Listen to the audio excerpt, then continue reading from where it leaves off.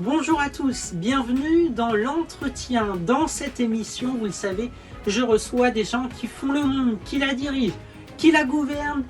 Tout de suite, voici ce deuxième numéro de l'entretien. Dans ce numéro, je reçois bien sûr Pascal de la Tour du Pin. On va découvrir dans quelques instants son portrait. Mais avant cela, je tiens à vous informer que cet entretien a été enregistré juste avant les mesures de confinement. Entretien qui a été enregistré le 27 février dernier. Tout de suite, voici le portrait de Pascal de la Tour du Pin.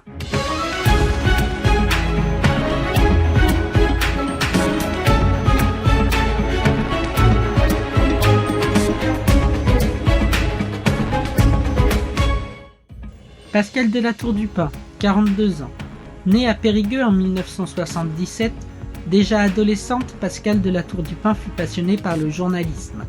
Elle anime dès l'âge de 16 ans une émission sur Radio France Périgord. C'est en 2002 qu'elle décroche un contrat avec Radio Nationale BFM, devenu désormais BFM Business. En 2008, Pascal de la Tour du Pin rejoint le petit écran sur BFM TV où elle anime pendant 8 ans la matinale aux côtés de Christophe Delay. Et depuis 2017, Pascal de la Tour du Pin est devenue la reine de la matinale de la chaîne Info du Canal 26. Pascal de la Tour du Pin est avant tout une maman de 2 enfants. Pascal de la Tour du Pin est l'invité de l'entretien. Place à son entretien. D'abord, bonjour Pascal de la Tour du Pin. Alors, quel est votre parcours ? Bonjour Davian. Alors, mon parcours, j'ai commencé à la radio, BFM Radio, quand c'était une radio encore généraliste. Puis, vous savez qu'elle veille à racheter BFM Radio, qui l'a transformée ensuite, alors après il l'a déclinée en BFM TV. Donc, j'ai fait partie de cette aventure avant d'arriver à LCI en juin 2017, où elle m'a appelé pour la matinale. En juin 2017, proposition que j'ai acceptée. Depuis juin 2017, eh bien, je présente la matinale de LCI tous les matins avec toute mon équipe de chroniqueurs. Quels sont les inconvénients et les avantages de votre métier ? Les inconvénients et les avantages. Alors, je vais dire les inconvénients. Est-ce que c'est un inconvénient ? Moi, mes horaires, réveil à 1h30 tous les matins. Est-ce que c'est un inconvénient ? Je ne sais pas, mais enfin voilà, ça fait partie de la rigueur que mon métier m'impose, hein, les horaires. Et avantage de mon métier, mais je pense que vous les connaissez, Davian, vous avez la même passion que moi, vous la partagez. Quel privilège de pouvoir informer effectivement les téléspectateurs tous les matins. Quel privilège effectivement de les réveiller également. Et quelle est la ligne éditoriale pure de votre matinale à vous ? Alors c'est une matinale d'information. D'abord, premièrement, c'est une matinale d'humeur également, avec des éditorialistes qui sont là pour donner leur point de vue sur l'actualité. Des chroniqueurs également qui sont là effectivement pour la mettre en valeur, l'actualité, et accompagner les téléspectateurs. Alors pour vous, racontez-nous une journée type à LCI. Alors, j'arrive à LCI le matin aux alentours de 3h du matin, où je travaille effectivement les 3 heures d'émission, mais que j'ai déjà travaillé en amont. Donc, je les mets en forme, d'accord, jusqu'à 5h, 5h le maquillage, 5h30 les derniers réglages, 5h56 prise d'antenne, jusqu'à 10h.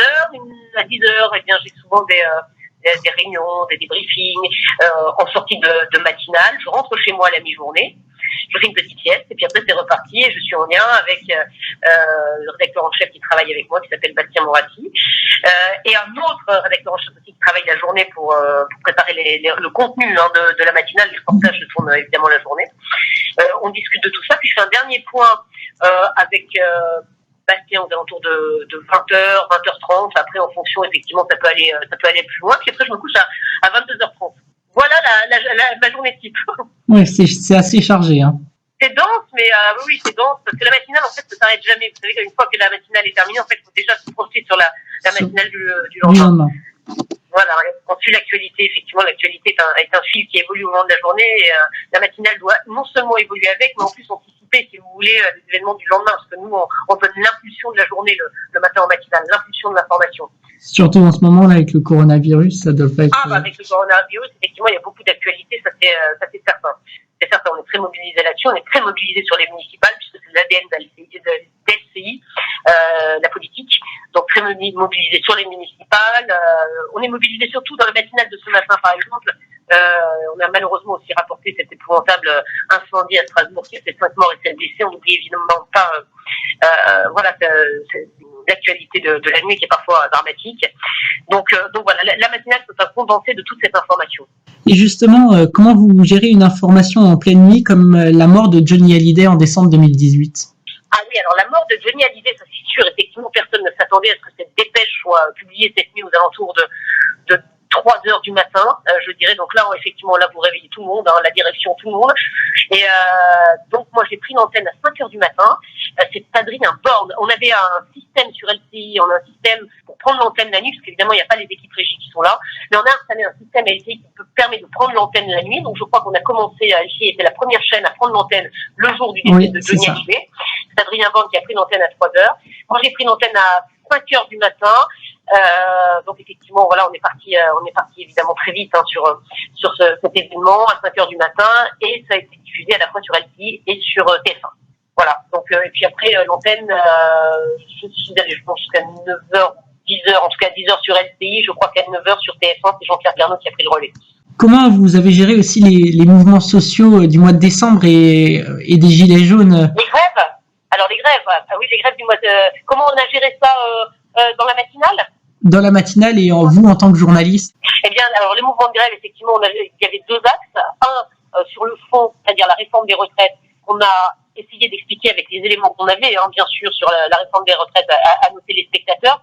Et 2 sur la forme, nous avions beaucoup de reporters sur le terrain pour informer les téléspectateurs en temps réel de non seulement leurs conditions de circulation, mais leurs conditions effectivement de circulation sur les routes, mais circulation aussi des transports en commun. C'est-à-dire qu'on avait à la fois, et j'y tiens énormément, une mission d'information sur le fond, c'est-à-dire sur le dossier, qu'est-ce qui coince, pourquoi les gens sont dans la rue.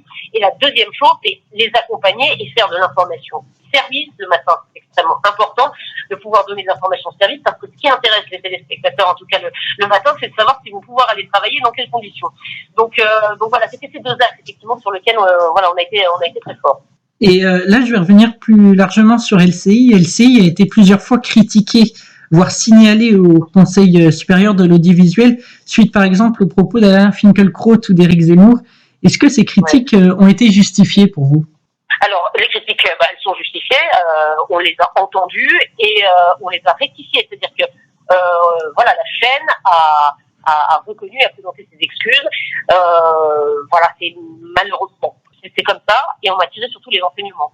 Donc bon, écoutez, pour l'instant, effectivement, le dossier est clos, et moi, je suis particulièrement vigilante sur la matinale.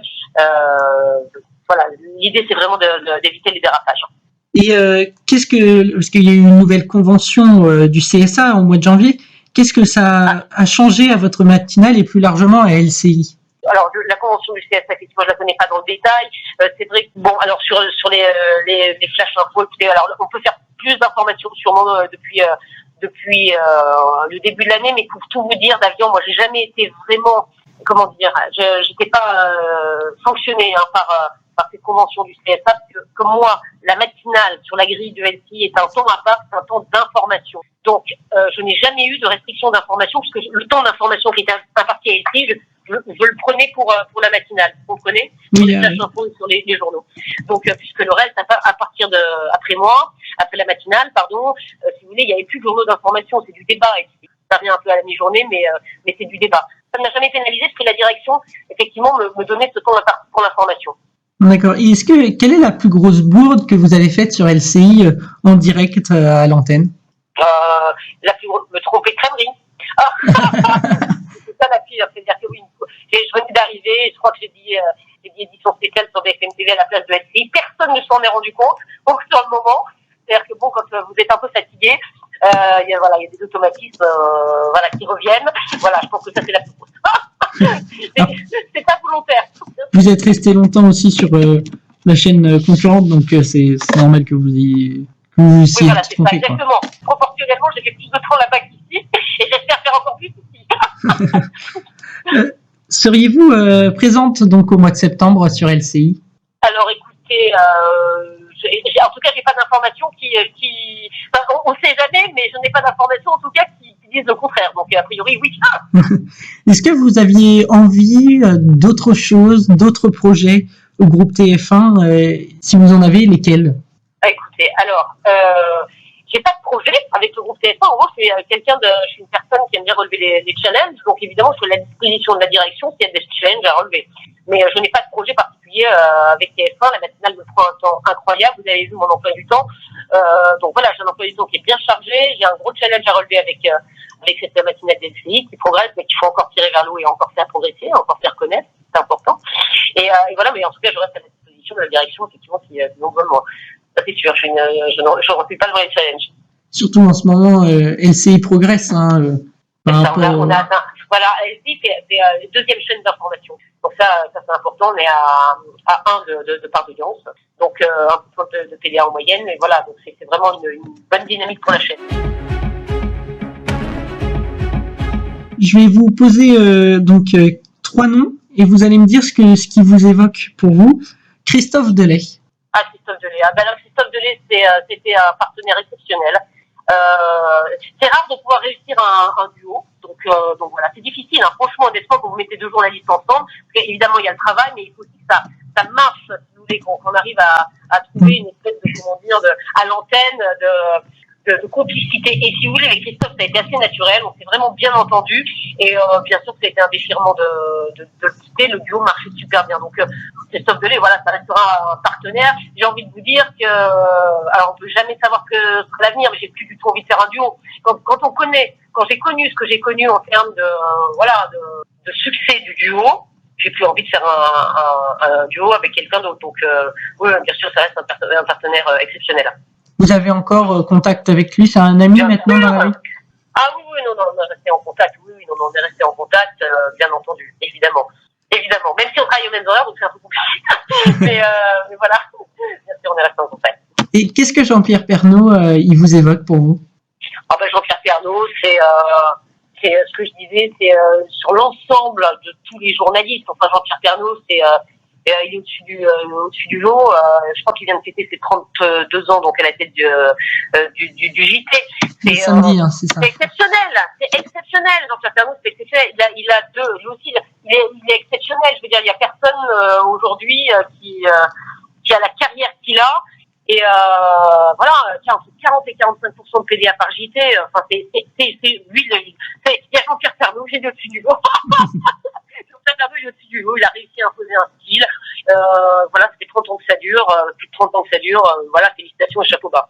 Et en plus, c'est quelqu'un de très sympa, d'avion. C'est-à-dire que c'est pas quelqu'un qui a la grosse tête, c'est quelqu'un de très accessible et très sympa. Mais c'est important de le souligner, hein. C'est vraiment, d'ailleurs, c'est assez la mentalité, je peux vous le dire, hein. Moi, c'est que 2 ans et demi que je suis là. La mentalité dans le groupe TF1, c'est-à-dire que les personnalités du groupe sont des gens sympas. Il n'y a pas les gens, voilà, il y a pas, ils prennent pas pour des icônes. C'est vraiment des gens accessibles et très sympas. Ils sont comme dans la vraie vie, enfin, ils sont comme à la télé, quoi. Exactement. Non, ils sont vraiment très sympas. Et Jean-Pierre Pernaut est vraiment quelqu'un de sympathique et il aime bien accompagner, effectivement. Faut pas hésiter à aller lui demander des conseils. Il les donne, en fait, les conseils. Des conseils voilà, il y a beaucoup de bon sens et beaucoup de recul. Donc, c'est quelqu'un dont la parole est très écoutée et respectée. Christophe Beaugrand, pour vous, il vous... Ah, je l'adore. Ah, alors, Christophe Beaugrand, c'est ma bulle de bonne humeur le matin. Je trouve que, alors d'abord, Christophe Beaugrand, 2 choses. D'abord, c'est un grand professionnel de la télé. Je peux vous dire que je vois la façon dont il travaille, la façon dont il construit ses chroniques. C'est vraiment très bien fait. Donc, grand professionnel de la télé, beaucoup d'à-propos, toujours de bonne humeur. Je n'ai que des compliments à faire sur Christophe Beaugrand. Et puis, vraiment, c'est vraiment un camarade de jeu très sympa. Et Apolline de Malherbe, c'est une journaliste. Apolline de Malherbe, c'est une de mes anciennes collègues, Apolline de Malherbe. Apolline de Malherbe, eh bien, qu'est-ce que je peux vous dire sur Apolline de Malherbe? C'est journaliste politique. Je sais pas trop quoi vous dire. Je vais vous dire, ça fait longtemps que je l'ai pas eu au téléphone. C'est une femme, effectivement, qui a réussi une belle carrière. Donc ça, là-dessus, Apolline, voilà. Apolline a une belle carrière. C'est une femme qui s'est imposée dans le monde de la politique en tant que journaliste politique. Et elle a un très joli parcours, Apolline. Donc voilà, merci beaucoup Pascal de la Tour du Pin d'avoir répondu à mes questions pour l'entretien. Et merci d'avoir accordé du temps. Merci également à Carla Diaz qui a permis de trouver du temps pour cette interview. Elle est formidable, Carla. Elle est formidable. Elle aussi. Merci beaucoup d'être là et je vous souhaite plein de succès et j'espère qu'on sera bientôt collègues. Merci beaucoup Pascal. Et on vous retrouve du lundi au vendredi de 6h à 9h sur LCI et c'est le canal 26. 26. À demain. Merci, à demain Pascal. Au revoir, Damien. Au revoir. Voilà, merci beaucoup, un énorme merci à Pascal de la Tour du Pin. C'était un plaisir de mener cet entretien. Merci beaucoup, merci également à Carla Diaz ou encore Steve Grosso du groupe TF1 d'avoir permis cet entretien. C'est la fin donc de ce numéro de l'entretien. Bien sûr, retrouvez toute notre information en continu sur notre compte Twitter AR1 Info et sur notre compte Instagram également AR1 Info et bien sûr sur notre seconde chaîne AR1 Inside News. Surtout prenez bien soin de vous, c'est important en cette période. Merci beaucoup et à bientôt dans l'entretien.